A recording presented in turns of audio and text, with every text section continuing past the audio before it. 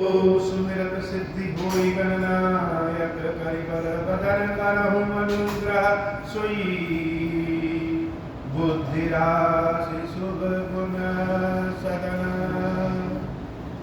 बंदौ गुरु पद पदुम परागा सुरुचि सुबास सरस अनुरागा मंगल भवन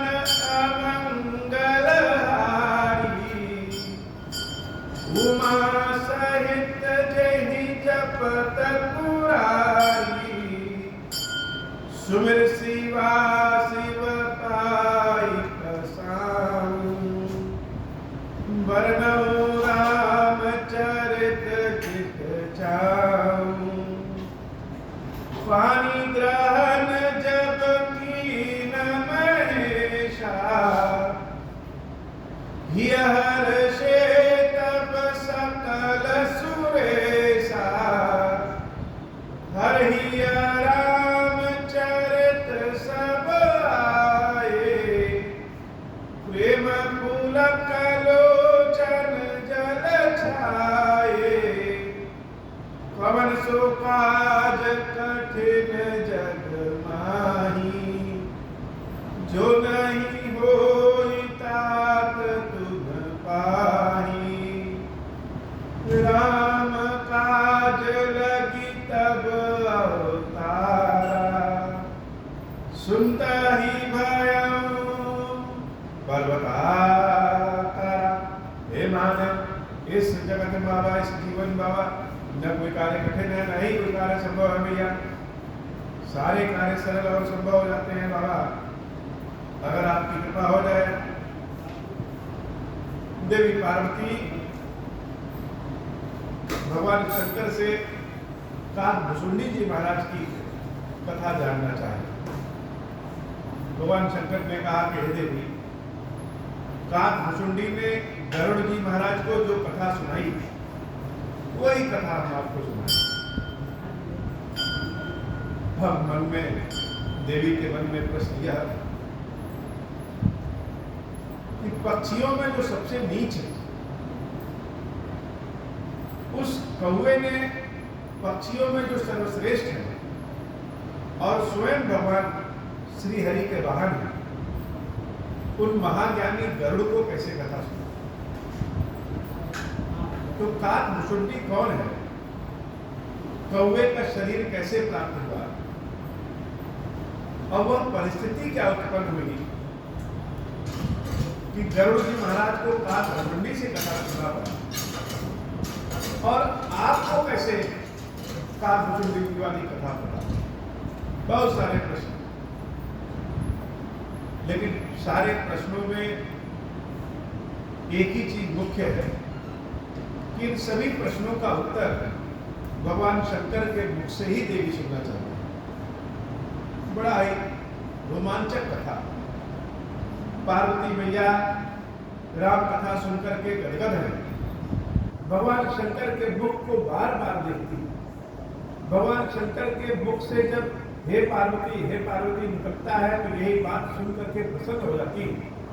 और शंकर जी जब कथा सुनाते हैं, कथा सुनाते समय शंकर जी का जो भाव भंगिमान और शंकर जी की आंखों में पार्वती जब स्वयं को देखती, यह भाव, यह दृष्टि, यह लालसा, यह लालच ऐसा है कि अनंत काल तक देवी पार्वती यही चाहती है कि भगवान शंकर कथा सुनाते रहे और हम कथा सुनते रहे। तो प्रश्न यह है कि काकभुसुंडी है क्या, और काकभुसुंडी जी के पास ऐसी भक्ति कैसे? आप काकभुसुंडी जी के यहाँ जब कथा सुनने गए थे तो हम कहा थे, राम परायण ज्ञान रत्न गुनागार गति भी नाथ कहो के ही कारण पायम काकसली। और अगर काकभुसुंडी इतने ही बुद्धिमान है, ज्ञानी है, भक्तिवान है, तो कौवे का शरीर क्यों पाए? यह बहुत सारे प्रश्न हैं और इन सारे प्रश्नों का उत्तर देवी पार्वती भगवान शंकर के मुख से सुनना चाहिए। शिव जी दोबारा कहते हैं कि धन्य सती पावनवती, हे सती, हे पार्वती, तुम धन्य हो, और यह जो तुम्हारी बुद्धि है यह बड़ी पावन और पवित्र। पार्वती तो जगदम्बा है, अकेले गणेश जी और कार्तिकी जी की अब्बा तो है नहीं, सारा संसार देवी पार्वती का सखी संतानें हैं, और सारा संसार ही माया पार्वती से उत्पन्न है।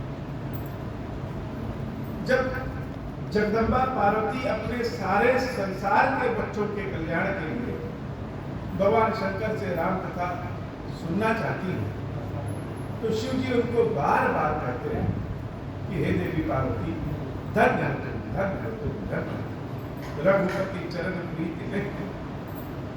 धन्य क्यों? एक तो पार्वती की जो बुद्धि है वो बड़ा धन्य है, क्योंकि यह बुद्धि कहाँ लग जाए इसका कोई भरोसा नहीं। कोई बहुत बहुत बुद्धिमान होता है, लेकिन उनकी बुद्धि कहाँ कहाँ लग जाती है। पार्वती मैया तो बुद्धिमान है ही, साथ ही साथ इनकी बुद्धि रघुपति चरण प्रीति नहीं थोड़ी, भगवान श्री राम के चरणों के भक्ति प्रेम में लग गई है। इसलिए पार्वती तुम धन्य। सुनहु परम पुनीत इतिहासा, जो सुनि सकल लोक ब्रह्मासा, उपजई राम चरण विश्वासा, भव निधि तर नर विरहि प्रयासा। अभी तक तो हम लोगों ने भगवान की कथा सुनी, और राम कथा जब तक काकभूषुंडी जी की कथा न सुनी जाए तब तक राम कथा पूर्ण नहीं। काकभूषुंडी जी की कथा सुनने से भगवान श्री राम के प्रति हृदय में विश्वास और भक्ति उपजता है। ऐसा भगवान शंकर कह रहे हैं कि उपजई राम चरण विश्वास। काकभूषुंडी की कथा सुनने से भगवान श्री राम के चरणों के प्रति विश्वास उत्पन्न होता है, और जब राम जी के चरणों के प्रति विश्वास उत्पन्न हो गया तो भव निधि तर नर विनहि प्रयासा, तो भव सागर तो बिना प्रयास के ही पार हो जाता है। समस्त भ्रमों का नाश करने वाली यह कथा है, और इस कथा को अब तुम सुनो। ऐसी ये प्रश्न विहंग वर कीन काक सर जाई, सो सब सादर कहूं सुनो उमा मन लाई। जैसे तुम प्रश्न कर रही हो, ऐसे ही गर्व जी महाराज काकभूषुंडी जी से भी प्रश्न किए। इसलिए हे देवी, सो सब सादर कहूं सुनो उमा मन लाई। भगवान शंकर और पार्वती जी के बीच का जो संवाद है, यह संवाद बड़ा दुर्लभ और मधुर। शिव जी जिस भाव से कथा सुनाते हैं, पार्वती जी उसी भाव से कथा ग्रहण करते हैं। दोनों के भाव में कोई अंतर नहीं, इसलिए शिव और शिवा दोनों एक ही हो जाते हैं। मन राम कथा के भाव के लिए ही दोनों एक हो गए। भगवान शंकर कहते हैं देवी, सो सब सादर कहो। ये जो काकभूषुंडी की कथा है, ये जो राम कथा है, यह हम कैसे कहेंगे? यह सादर कहेंगे। भक्त की कथा भगवान शंकर और आदर पूर्वक कहते हैं, और पार्वती से भी कहते हैं। यद्यपि तुम ज्ञानी हो, तुम्हारा मन राम कथा में लगा है, लेकिन फिर भी सुनो उमा मन लाई।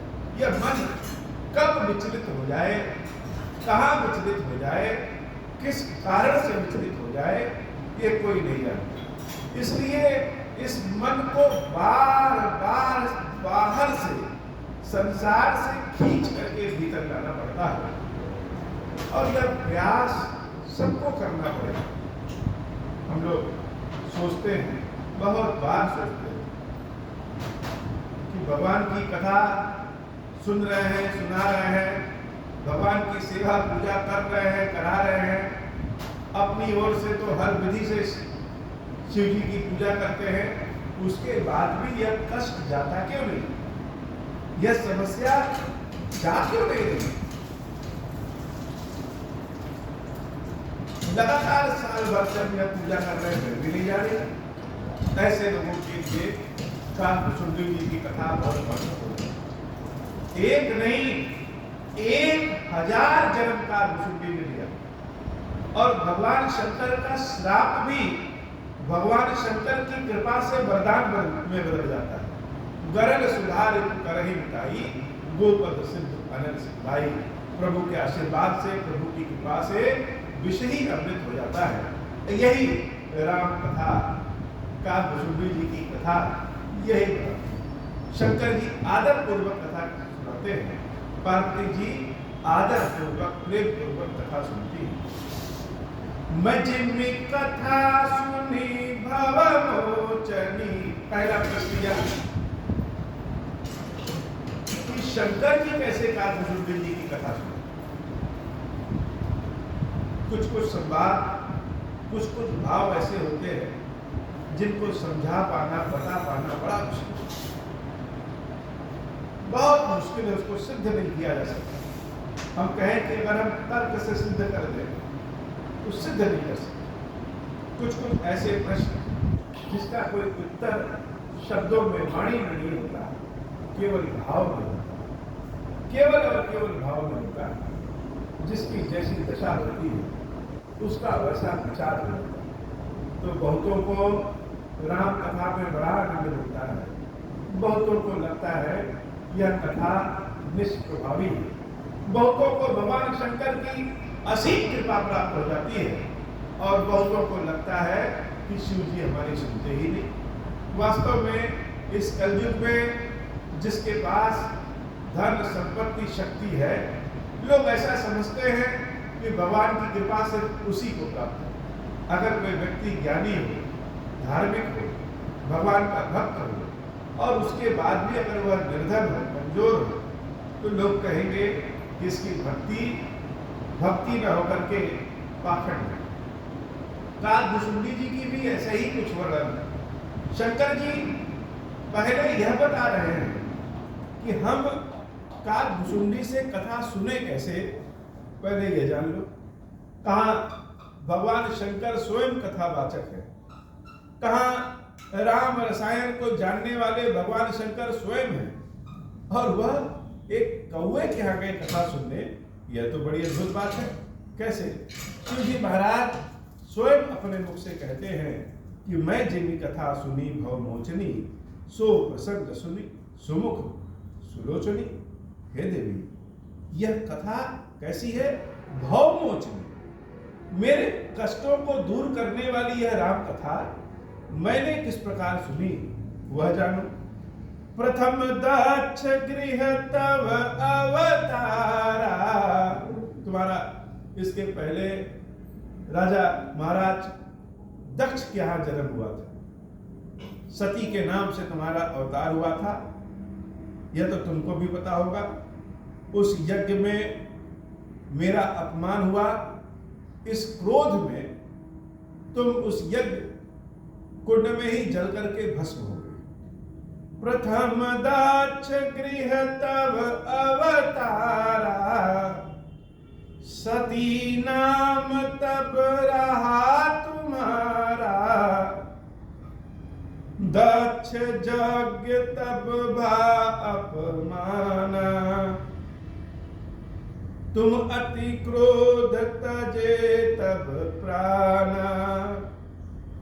प्रथम अनुचरण कीन मखभंगा, मम अनुचरण कीन मखभंगा। जानहु तुम सो सकल प्रसंगा, तब अति सोच भयउ मन मोरे। दुखी भयउ वियोग प्रिय तोरे, सुंदर बन गिर सरित तड़ागा। कौतुक देखत फिरऊं बेरागा, मंगल भवन अमंगल हारी। उमा सहित जहि जपत पुरारी। भगवान शंकर देवी पार्वती से कह रहे हैं कि इसके पहले जो तुम्हारा जन्म हुआ था, सती के स्वरूप में यज्ञ कुंड में मेरे अपमान होने के कारण तुम यज्ञ कुंड में अपने शरीर को तुमने भस्म कर दिया था। उसके बाद हे देवी दुखी भयौ वियोग प्रिय तुम, तब अति सोच भयौ मन मोहे। शंकर जी अपने हृदय की बात, उस समय की दशा को याद करके अपने आंखों में आंसू भर लेते हैं। पार्वती जी जब शंकर जी के इस भाव को देखती है, वह भी रोने लगती है कि हे पार्वती, तुम्हारे वियोग में मेरी क्या दशा हो गई थी, और जब दशा मेरी ऐसी हो गई तो हम इस धरती पे चारों ओर घूमने लगे। गिर सुमेर उत्तर दिश दूरी, नील शैल एक सुंदर भूरी।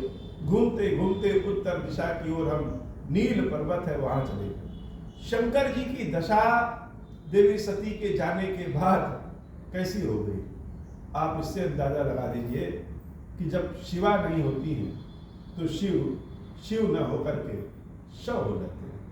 आज हम सोचते हैं कि शंकर जी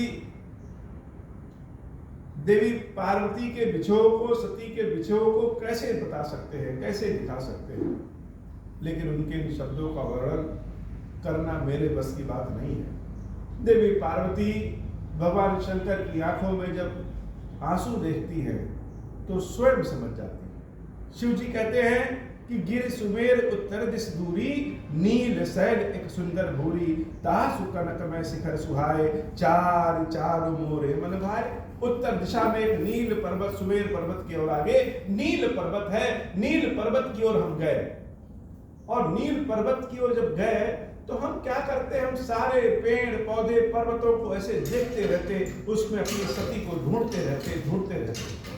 भगवान शंकर जब उस पर्वत के बारे में बताते हैं तो वह पर्वत जैसे लगता है मेरी आंखों के सामने घूम रहा है।